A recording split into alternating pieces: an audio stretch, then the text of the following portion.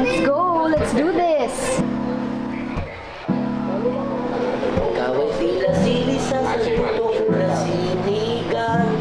I'd rather spend the day inside my bedroom. Parang 3 times in a row ako nag-restroom.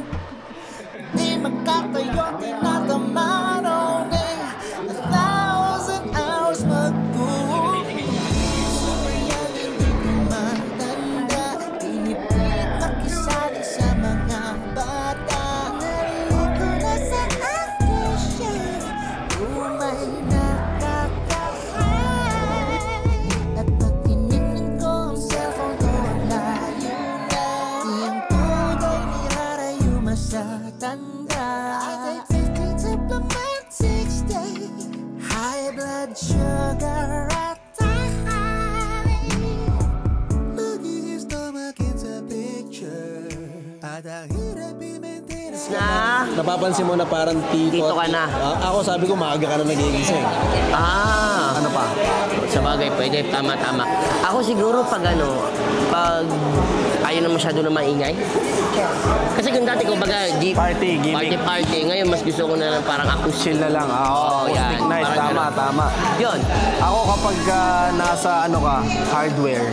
Recently, bumili ako ng coffee machine.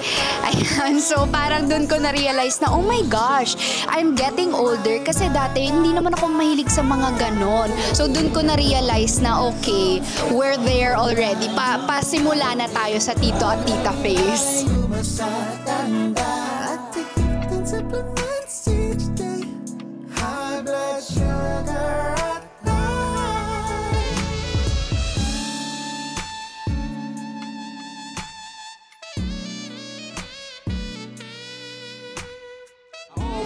Ano? Ulo. Ulo? Oo, parang ang bilis na ng mainitin na ulo mo.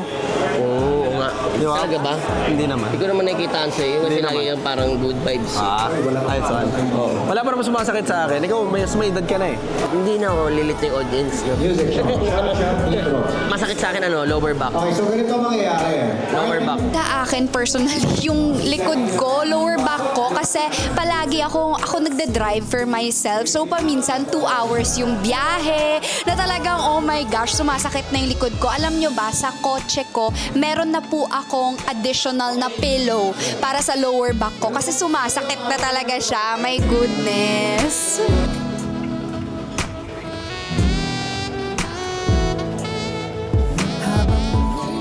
Mga kabubble, mga kapuso, eto na naman tayo. May panibagong parody na naman, ang the one and only Bitoy. Abangan nyo po yan sa Bubble Gang. For sure, hit na naman ito at makaka-relate kayo.